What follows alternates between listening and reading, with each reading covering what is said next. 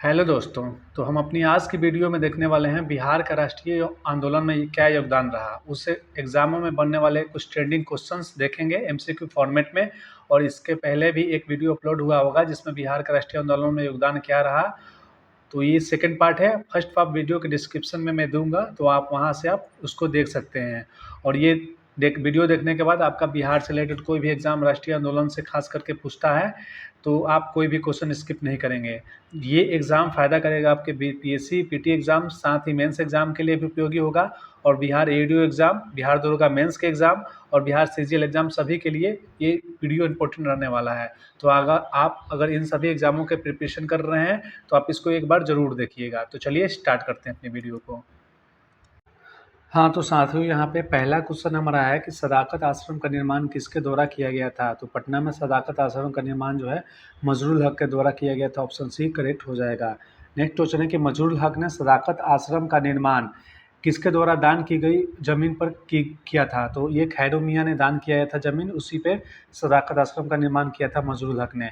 Next हो कि बिहार विद्यापीठ का उद्घाटन महात्मा गांधी द्वारा कब किया गया था। तो बिहार विद्यापीठ का उद्घाटन महात्मा गांधी द्वारा 6 फरवरी 1921 को किया गया था। ऑप्शन ए करेक्ट हो जाएगा। चलिए नेक्स्ट क्वेश्चन देखते हैं। तो बिहार विद्यापीठ के प्रथम कुलाधिपति मतलब चांसलर कौन बने थे। तो ये मजरूल हक बने थे। ऑप्शन सी करेक्ट हो जाएगा। ठीक, अगला क्वेश्चन देखते हैं। तो मजरूल हक ने सदाकत आश्रम के किस अखबार का प्रकाशन शुरू किया था। तो इन्होंने सदाकत आश्रम से द मदरलैंड अखबार का प्रकाशन किया था मजरूल हक ने, याद रखिए। अगला है कि प्रिंस ऑफ वेल्स का पटना आगमन कब हुआ था। तो प्रिंस ऑफ वेल्स का पटना में आगमन जो है 22 दिसंबर 1921 को हुआ था। ऑप्शन ये यहाँ पे करेक्ट हो जाएगा। ठीक, अगला है चौरी चौरा कांड के फलस्वरूप गांधी जी ने आंदोलन कब स्थगित कर दिया था। तो 5 फरवरी 1922 को चौरी चौरा कांड हुआ था, जिसके फलस्वरूप महात्मा गांधी ने आंदोलन को स्थगित कर दिया गया था। ध्यान रखिएगा। अगला है 26 जुलाई 1922 को मजरूल हक को किस कारण से गिरफ्तार कर दिया गया था। तो मजरूल हक को मदरलैंड में प्रकाशित एक लेख के कारण जो है उनको गिरफ्तार कर दिया गया था। डेट याद रखिए 26 जुलाई 1922 को। ठीक, चलिए नेक्स्ट क्वेश्चन देखते हैं। तो तुर्की में खिलाफत का अंत किसने किया था, जिसके कारण खिलाफत आंदोलन निरर्थक हो गया था। तो मुस्तफ़ा कमाल पाशा। ऑप्शन सी करेक्ट हो जाएगा, कमाल पाशा। अगला क्वेश्चन है कि सरकारी रिपोर्ट के अनुसार असहयोग आंदोलन बिहार के किस क्षेत्र में सबसे की स्थिति सभी सबसे गंभीर थी। तो सरकारी रिपोर्ट के अनुसार असहयोग आंदोलन के दौरान बिहार के जो है ऑप्शन ए करेक्ट हो जाएगा, तिरहुत क्षेत्र जो कि मुजफ्फरपुर उसके अंतर्गत आता है, तिरहुत क्षेत्र, उसमें जो स्थिति सबसे गंभीर मानी जाती है। अगला क्वेश्चन है बिहार की पहली महिला मुख्यमंत्री के रूप में किसने सत्ता संभाली थी। तो राबड़ी देवी ने सत्ता संभाली थी पहली मुख्यमंत्री के रूप में। अगला है कि बिहार राज्य का विभाजन कर झारखंड का नया राज्य किस वर्ष बनाया गया था। तो 2000 ईस्वी में बनाया गया था झारखंड का। अगला कि 2000 के विभाजन के बाद बिहार का कौन सा क्षेत्र झारखंड में चला गया। तो ये छोटा नागपुर का पठारी जो क्षेत्र है ये झारखंड में चला गया विभाजन के फलस्वरूप। ठीक, अगला है कि 2005 में किन दो दलों के गठबंधन ने बिहार में सरकार बनाई। तो 2005 में जनता दल यूनाइटेड और भाजपा के गठबंधन ने सरकार बनाई, जिसमें मुख्यमंत्री श्री नीतीश कुमार पहली बार बने। अगला है बिहार में प्रथम वैश्विक सम्मेलन ग्लोबल समिट का आयोजन कब किया गया था। ऑप्शन सी करेक्ट हो जाएगा, 2007 में। 2007 में बिहार में प्रथम बार वैश्विक सम्मेलन का आयोजन किया गया था। एग्जाम पॉइंट ऑफ व्यू से क्वेश्चन बहुत इंपॉर्टेंट है ये। नेक्स्ट क्वेश्चन है कि प्रथम बिहार दिवस का किस वर्ष आयोजन हुआ था। बिहार दिवस का पहली बार आयोजन, तो ये 2010 में पहली बार बिहार दिवस का आयोजन किया गया था। बिहार दिवस कब मनाया जाता है, 22 मार्च को। नेक्स्ट क्वेश्चन है कि 2012 में बिहार में कौन सा महत्वपूर्ण समारोह बड़े पैमाने पर आयोजित हुआ था। तो ये बिहार शताब्दी वर्ष जो हुआ था बड़े पैमाने पर आयोजित हुआ था, कब हुआ था, 2012 में।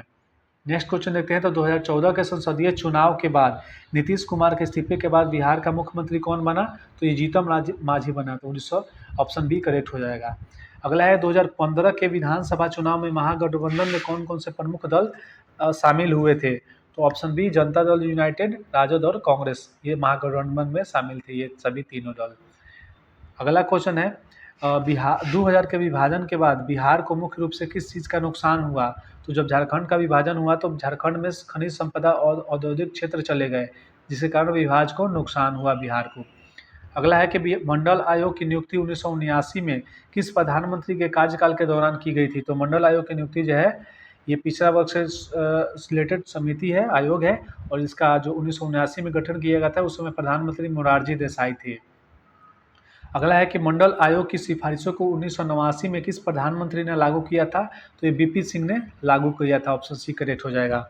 अगला क्वेश्चन हम यहाँ पे देखते हैं तो 1984 में भी इंदिरा गांधी की हत्या के बाद बिहार के नगरों में किनके विरुद्ध हिंसात्मक गतिविधियां हुई थी?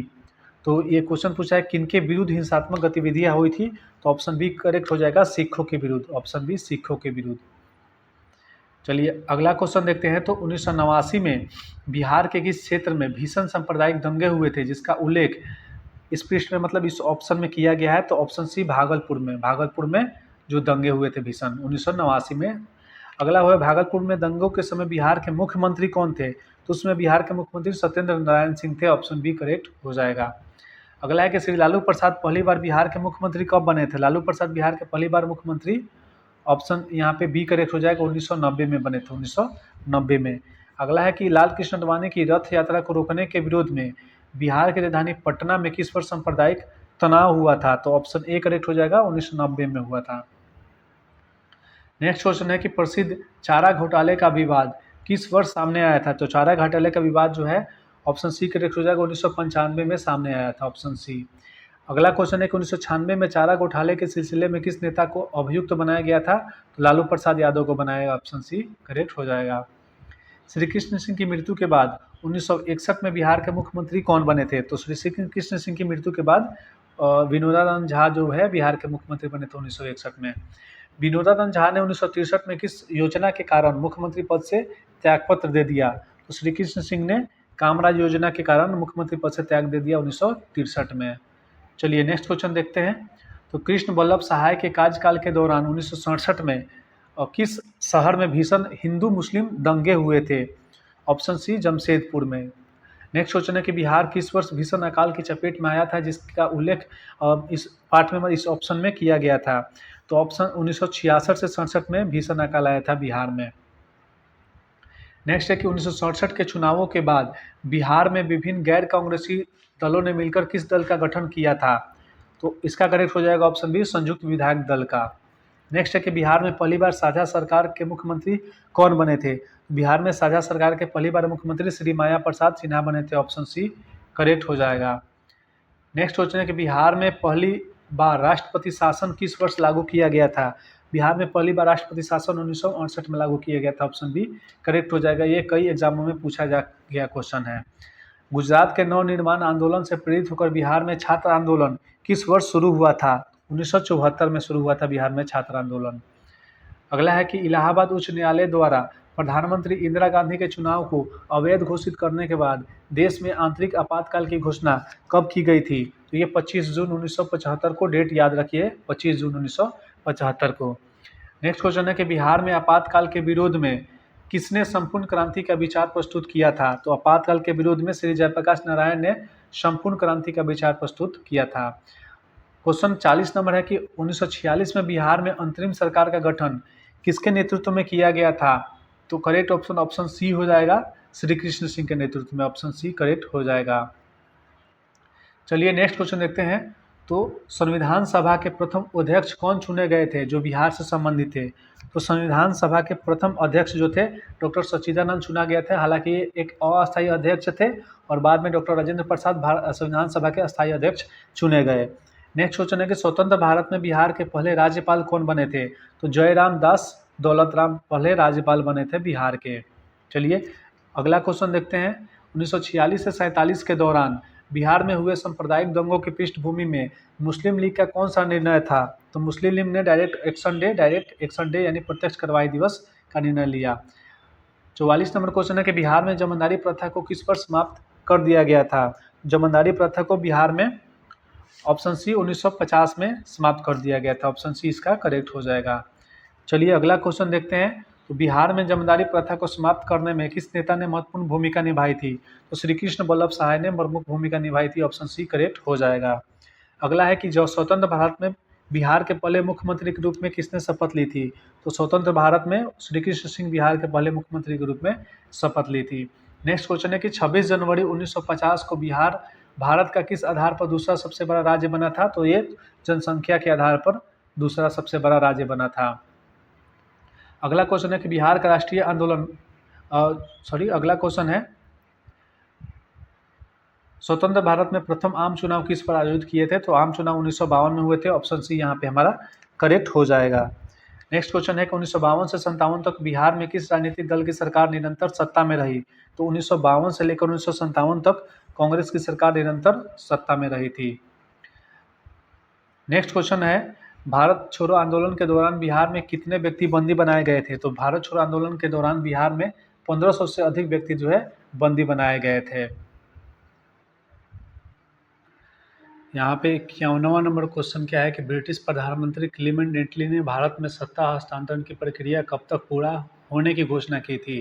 तो ये करेक्ट हो जाएगा ऑप्शन सी, जून 1948 उसमें घोषणा की थी। नेक्स्ट क्वेश्चन है 1945 में ब्रिटेन में हुए चुनावों में किस पार्टी की विजय हुई थी? तो ये लेबर पार्टी की हुई थी। और ऑप्शन जो है बी सही हो जाएगा। यहाँ पे ख लिखा है तो आप ख बोल सकते हैं कि लेबर पार्टी की। अगला क्वेश्चन है कैबिनेट मिशन 1945 में इसकी गठन की गई थी, तो इनमें से कौन सा सदस्य शामिल नहीं था?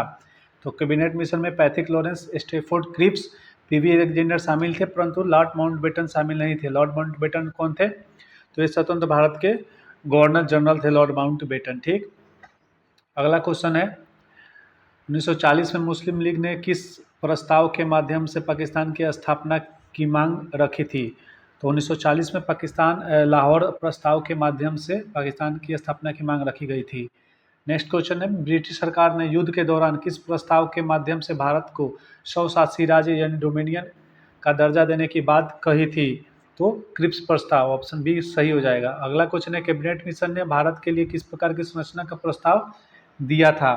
तो कैबिनेट मिशन ने ऑप्शन सी भारतीय परिसंघ मतलब फेडरल का संज्ञा दिया था। ऑप्शन बी करेक्ट हो जाएगा। अगला क्वेश्चन है 1937 के चुनावों के बाद बिहार में किस संगठन की लोकप्रियता और सदस्य संख्या में अभूतपूर्व वृद्धि हुई?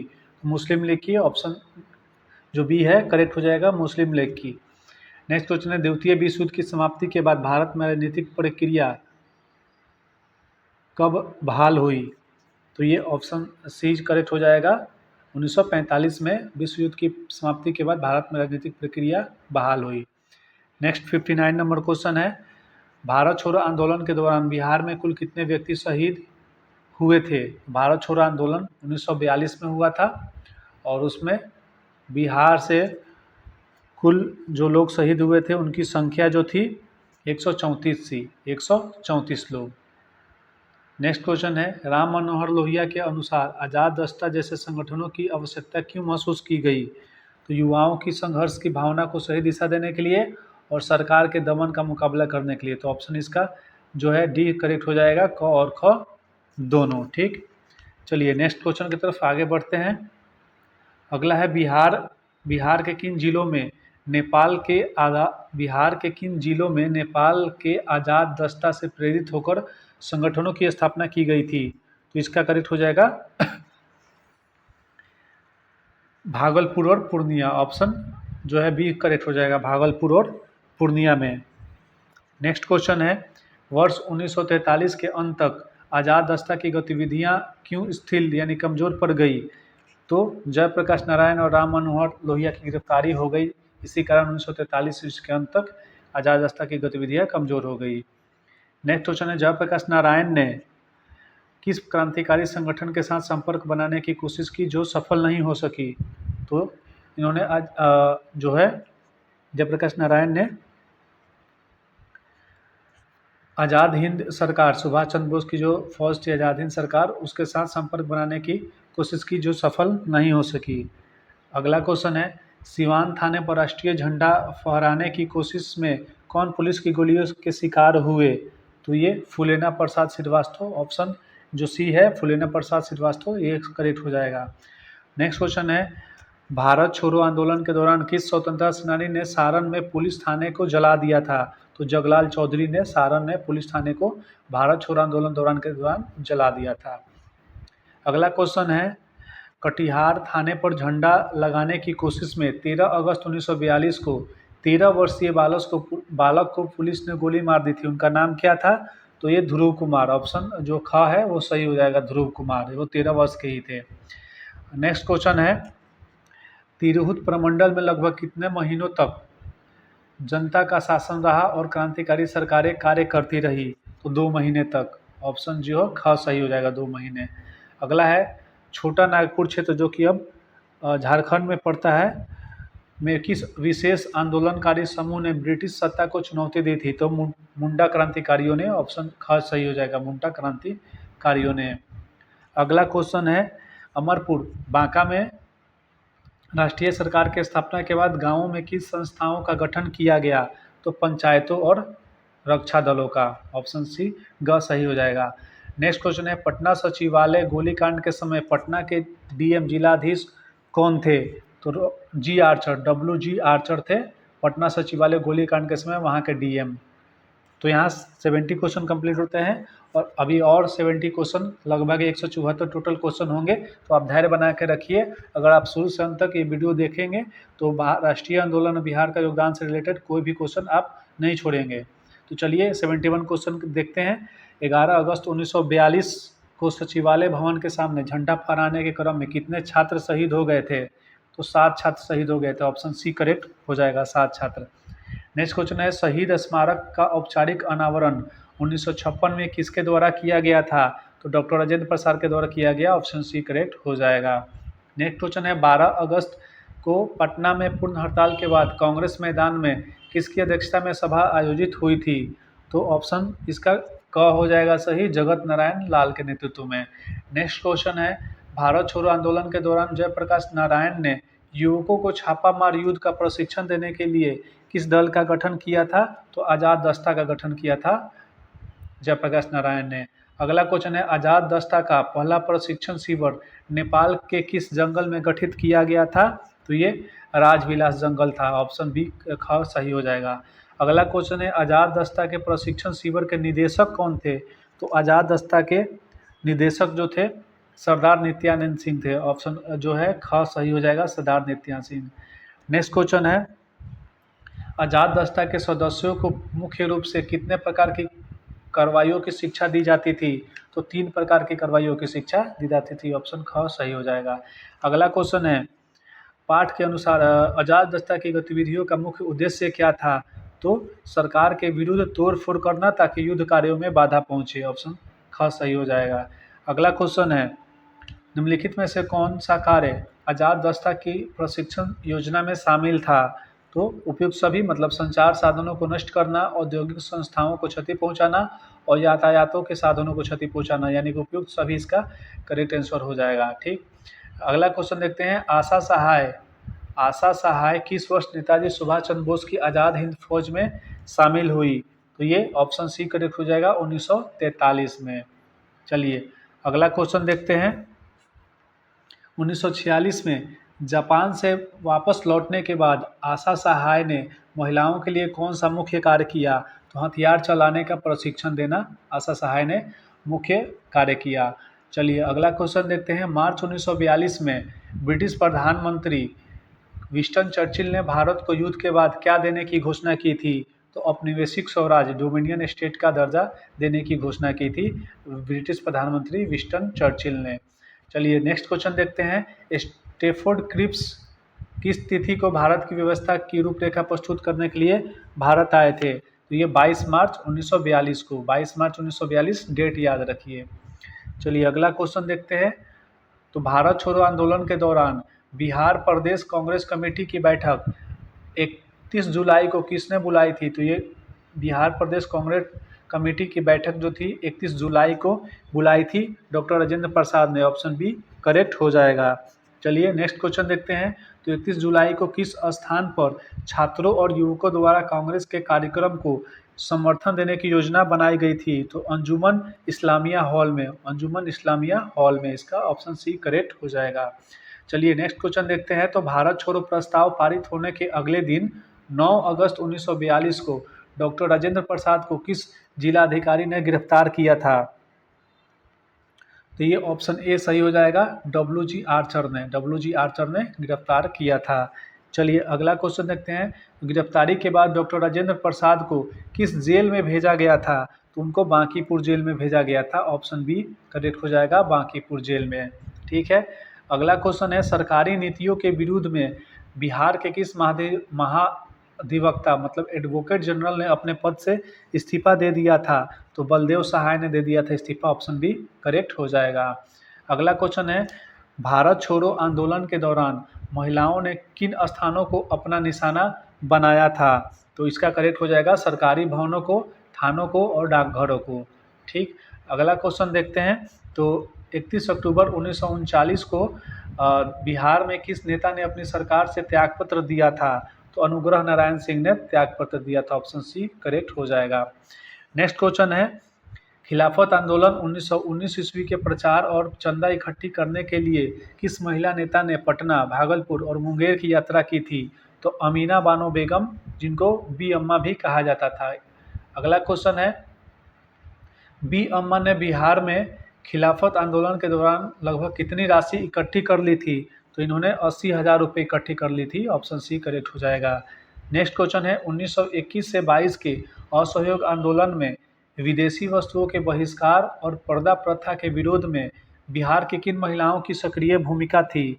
तो अम्मा मुखर्जी एवं Kadambari Ganguly. Option A correct हो जाएगा। चलिए नेक्स्ट क्वेश्चन देखते हैं। 26 जनवरी 1930 को पटना में किसके नेतृत्व में तिरंगा फहराया गया था? तो ऑप्शन बी करेक्ट हो जाएगा, गौरीदास के नेतृत्व में पटना में 26 जनवरी 1930 को तिरंगा फहराया गया था। नेक्स्ट क्वेश्चन है, सविनय अवज्ञा आंदोलन के दौरान विदेशी वस्त्रों के बहिष्कार और शराब की दुकानों पर धरना देने में कौन सी महिलाएं सक्रिय रही?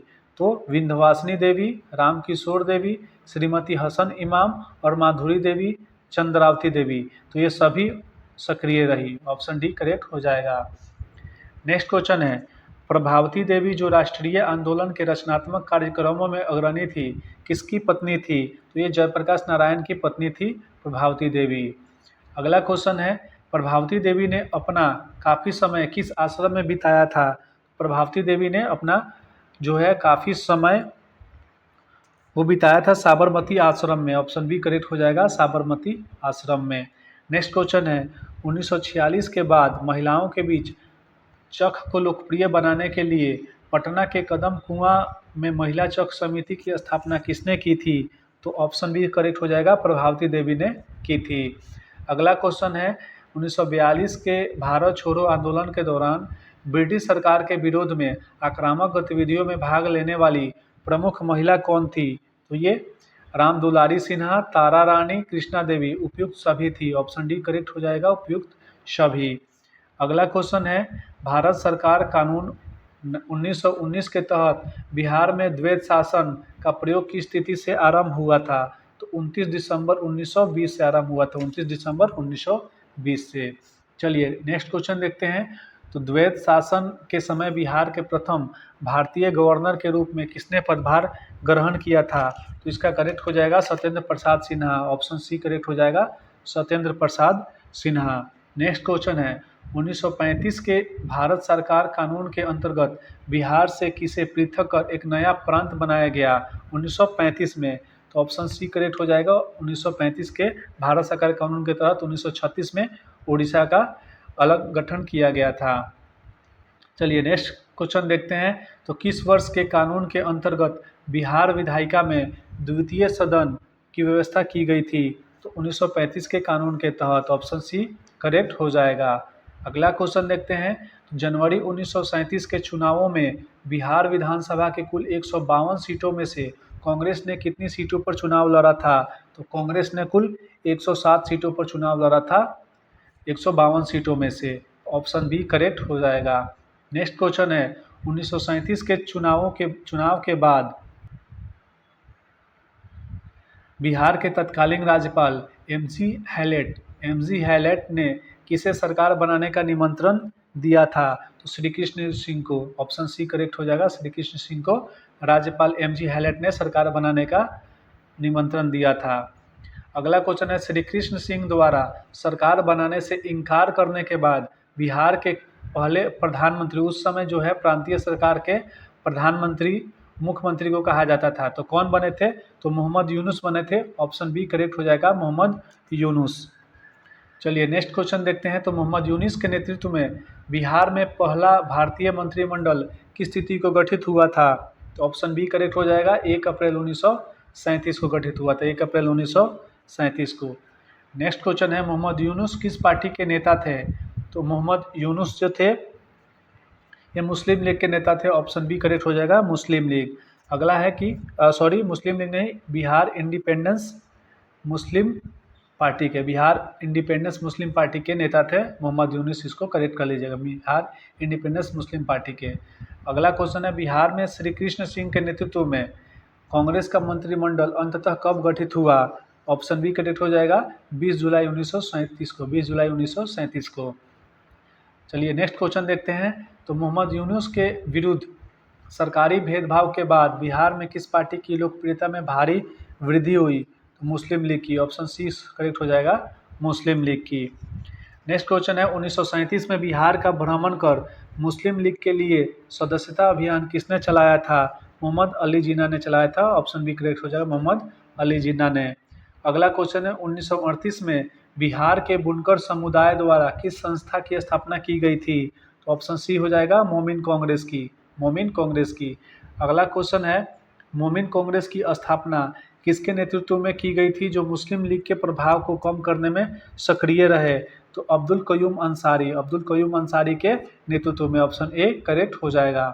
नेक्स्ट क्वेश्चन है, बिहार के उलेमा, उलेमा मतलब धर्माचार्य, मुस्लिम लीग के कट्टर समर्थक क्यों नहीं थे? तो इसका करेक्ट हो जाएगा ऑप्शन डी, मौलाना अबुल कलाम आज़ाद के प्रभाव के कारण, इमारत शरिया के असहयोग आंदोलन से के जुड़ाव के कारण, वे सांप्रदायिक पूर्वाग्रह से प्रभावित नहीं थे। तो इसका करेक्ट आंसर ऑप्शन डी हो जाएगा, इन सभी के कारण। चलिए नेक्स्ट क्वेश्चन देखते हैं, आदिवासी महासभा का गठन किस वर्ष किया गया था? तो आदिवासी महासभा का गठन 1938 में किया गया था। ऑप्शन सी करेक्ट हो जाएगा। नेक्स्ट क्वेश्चन है, आदिवासी महासभा के प्रथम अध्यक्ष कौन से?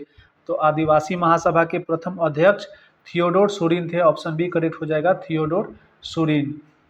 नेक्स्ट क्वेश्चन है, आदिवासी महासभा के सबसे प्रभावशाली नेता कालांतर में कौन बने जिन्होंने पृथक राज्य की मांग प्रस्तुत की? तो इसका करेक्ट हो जाएगा option C, Ram Jaipal Singh, Ram Jaipal Singh. Option C correct हो जाएगा। नेक्स्ट क्वेश्चन है, छोटा नागपुर के आदिवासी दीकुओं का विरोध करते थे। दीकू शब्द का प्रयोग किसके लिए किया गया है? तो दीकू शब्द का प्रयोग बाहर से आकर बसने वाले गैर आदिवासियों के लिए प्रयोग किया गया है। तो ऑप्शन सी करेक्ट हो जाएगा। नेक्स्ट क्वेश्चन है, 1939 के किस घटना के कारण बिहार में राजनीतिक गतिविधियां कुछ समय के लिए स्थिर हो गई? तो ये द्वितीय विश्व युद्ध का विस्फोट के कारण। ऑप्शन बी करेक्ट हो जाएगा। नेक्स्ट क्वेश्चन है, बिहार में 1930 के दशक के दौरान किन वर्गों में राजनीतिक चेतना का प्रमुख जागरण हुआ? तो पिछड़ी जातियों और आदिवासियों में। ऑप्शन बी करेक्ट हो जाएगा। चलिए अब 120 क्वेश्चन कंप्लीट हुआ और 50 क्वेश्चन बचे हैं, तो धैर्य बना के रखिए। स्टार्ट करते हैं फिर 121 नंबर क्वेश्चन से। तो बिहार की राजनीति में किस समय तक उच्च जातियों का पूर्ण वर्चस्व रहा? तो उच्च जातियों का 1930 के दशक के आरंभ तक जो है उच्च जातियों का पूर्ण वर्चस्व रहा। ऑप्शन सी यहाँ पे करेक्ट हो जाएगा। नेक्स्ट क्वेश्चन है, त्रिवेणी संघ की स्थापना मुख्य रूप से किन जातियों के आपसी तालमेल से हुई थी? तो त्रिवेणी संघ की जो स्थापना यादव, कुर्मी और कोयरी, यादव, कुर्मी और कोयरी जातियों के आपसी तालमेल से हुई थी। नेक्स्ट क्वेश्चन, त्रिवेणी संघ का विधिवत गठन किस वर्ष किया गया था? तो त्रिवेणी संघ का विधिवत गठन 1936 में किया गया था। ईयर याद रखिए, 1936 में। त्रिवेणी संघ की प्रांतीय समिति के अध्यक्ष के रूप में किसे चुना गया था? तो ऑप्शन डी करेक्ट हो जाएगा, दासो सिंह को चुना गया था, दासो Singh. Option D. Next question देखते हैं। तो मुस्लिम समाज की पिछड़ी जातियों में राजनीतिक चेतना जागृत करने में कौन सा समुदाय सबसे सक्रिय रहा? तो बुनकर समुदाय, अंसारी तथा मोमिन, इसको बोलते हैं बुनकर समुदाय। ऑप्शन बी करेक्ट हो जाएगा। अगला क्वेश्चन है, हसन इमाम के बारे में कौन सा तथ्य इस पाठ के अनुसार सही है? तो उन्होंने एकल मुस्लिम की सेवा की, उन्होंने एक ही वर्ष में कांग्रेस और मुस्लिम लीग दोनों के अधिवेशनों की अध्यक्षता की, वे बिहार के प्रथम मुख्यमंत्री थे, उन्होंने त्रिवेणी संघ की स्थापना की। तो इसका करेक्ट आंसर हो जाएगा ऑप्शन बी, उन्होंने एक ही वर्ष में कांग्रेस मुस्लिम लीग दोनों के अधिवेशनों की अध्यक्षता की थी, हसन इमाम। चलिए नेक्स्ट क्वेश्चन है, 1930 के दशक में सक्रिय बिहार इंडिपेंडेंस मुस्लिम पार्टी के नेता कौन थे? ऑप्शन सी मोहम्मद यूनुस थे। Option C Mohammad Yunus. अगला क्वेश्चन है, 1937 के चुनावों के बाद बिहार में कांग्रेस द्वारा सरकार बनाने से इनकार करने पर किसे अल्पकालिक सरकार का गठन किया था? मोहम्मद यूनुस ने किया था। ऑप्शन सी करेक्ट हो जाएगा। नेक्स्ट क्वेश्चन है 1937 के चुनावों के संदर्भ में कौन सा कथन सत्य है? तो इसका करेक्ट हो जाएगा ऑप्शन बी, मोहम्मद यूनुस का दल विधायिका में दूसरे बड़े दल के रूप में उभरा। अगला क्वेश्चन है 130 नंबर, 1928 की जमशेदपुर मजदूर हड़ताल को समाप्त कराने में किस नेता ने महत्वपूर्ण भूमिका निभाई? तो सुभाष चंद्र बोस ने भूमिका निभाई। ऑप्शन बी करेक्ट हो जाएगा, सुभाष चंद्र बोस। चलिए अगला क्वेश्चन देखते हैं। बिहार सोशलिस्ट पार्टी की औपचारिक स्थापना किस वर्ष हुई थी? तो बिहार सोशलिस्ट पार्टी की औपचारिक स्थापना जो है 1934 में की गई थी। ऑप्शन बी करेक्ट हो जाएगा। नेक्स्ट क्वेश्चन है बिहार सोशलिस्ट पार्टी की औपचारिक स्थापना कहाँ हुई थी? तो ये अंजुमन इस्लामिया हॉल पटना में हुई थी। अंजुमन इस्लामिया हॉल पटना में। चलिए अगला क्वेश्चन देखते हैं। तो बिहार सोशलिस्ट पार्टी के प्रथम अध्यक्ष कौन थे? तो बिहार सोशलिस्ट पार्टी के प्रथम अध्यक्ष आचार्य नरेंद्र देव थे। ऑप्शन सी करेक्ट है। नेक्स्ट क्वेश्चन है बिहार सोशलिस्ट पार्टी के सचिव के रूप में किन्हें नियुक्त किया गया था?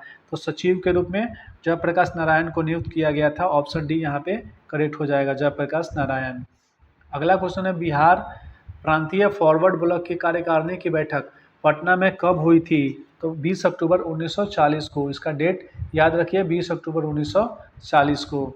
अगला है पटना युवक संघ की स्थापना किस वर्ष हुई थी? पटना युवक संघ की स्थापना 1927 में की गई थी। ऑप्शन बी करेक्ट हो जाएगा। अगला है पटना युवक संघ की स्थापना किसके नेतृत्व में हुई थी? तो पटना युवक संघ की जो है मनिंद्र राय के नेतृत्व में हुई थी। ऑप्शन ए करेक्ट हो जाएगा, मनिंद्र राय। अगला क्वेश्चन है बिहार सोशलिस्ट पार्टी के गठन का मुख्य उद्देश्य क्या था? तो किसानों और मजदूरों को संगठित करना तथा राजनीतिक स्तर पर सचेत करना। ऑप्शन बी करेक्ट हो जाएगा।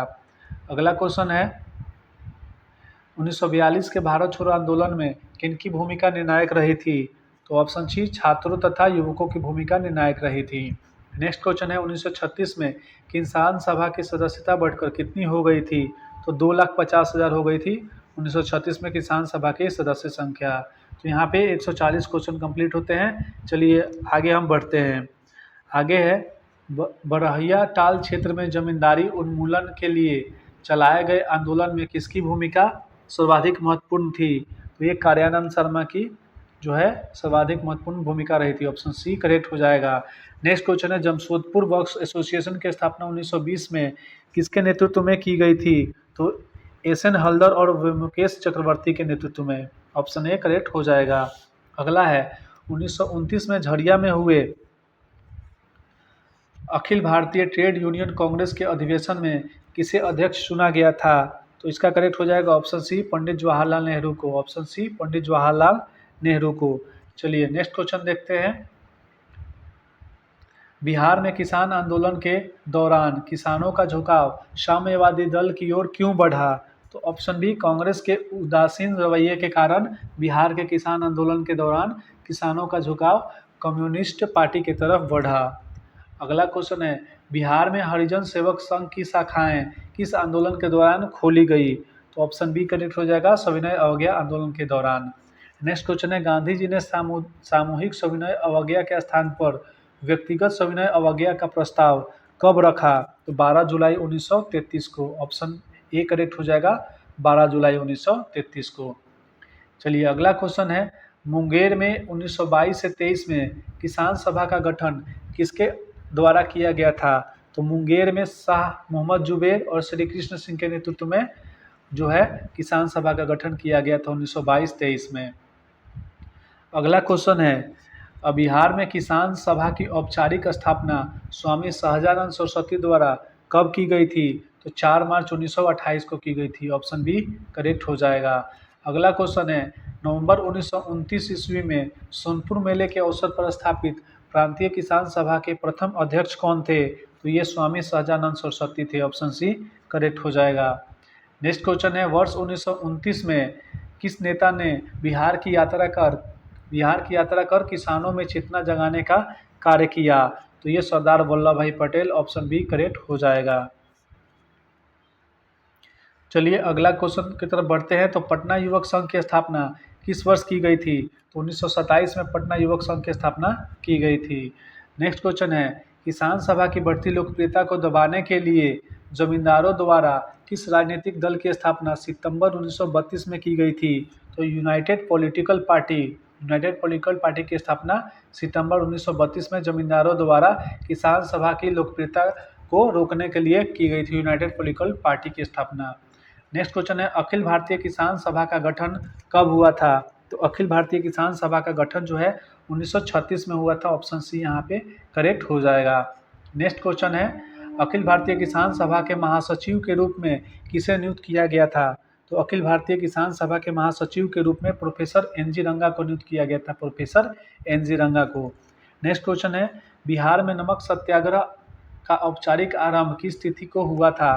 तो बिहार में नमक सत्याग्रह का औपचारिक आरंभ जो है ऑप्शन सी करेक्ट हो जाएगा, 15 अप्रैल 1930 को हुआ था। नेक्स्ट क्वेश्चन की तरफ आगे बढ़ते हैं। अगला क्वेश्चन है, बिहार में नमक सत्याग्रह सर्वप्रथम किन जिलों से शुरू किया गया था? तो ऑप्शन बी चंपारण और सारण से। चंपारण और सारण से नमक सत्याग्रह शुरू हुआ था।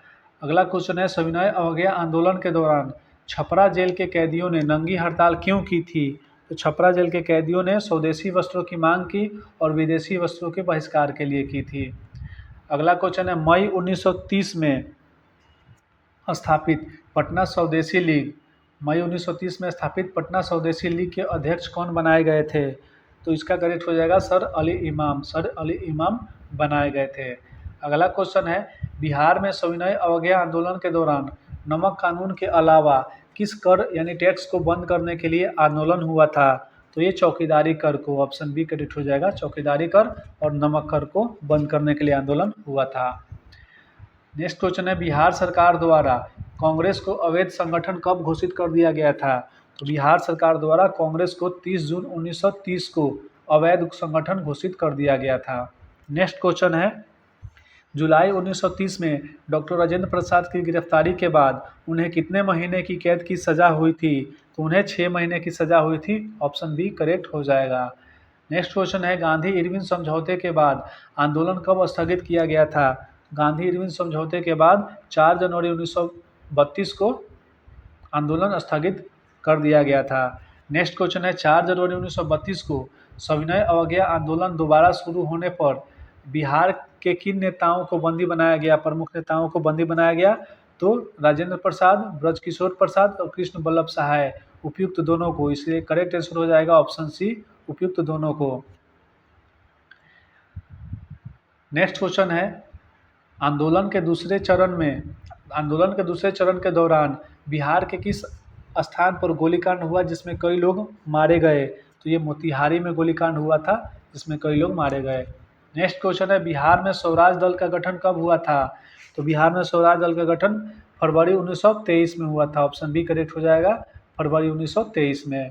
नेक्स्ट क्वेश्चन है, बिहार में दलित गठित स्वराज दल के प्रथम अध्यक्ष कौन थे? तो बिहार में गठित स्वराज दल के प्रथम अध्यक्ष थे Shri Narayan Prasad. Option A correct हो जाएगा, श्री नारायण प्रसाद। तो ये सभी चुनिंदा एमसीक्यू क्वेश्चन है। तो आप अगर बिहार एसएससी हो, बिहार दरोगा मेंस या बीपीएससी के एग्जाम, किसी भी एग्जाम की तैयारी कर रहे हैं तो बिहार से स्पेशल अगर राष्ट्रीय आंदोलन से जुड़े क्वेश्चन आते हैं तो इन्हीं में से आएगा।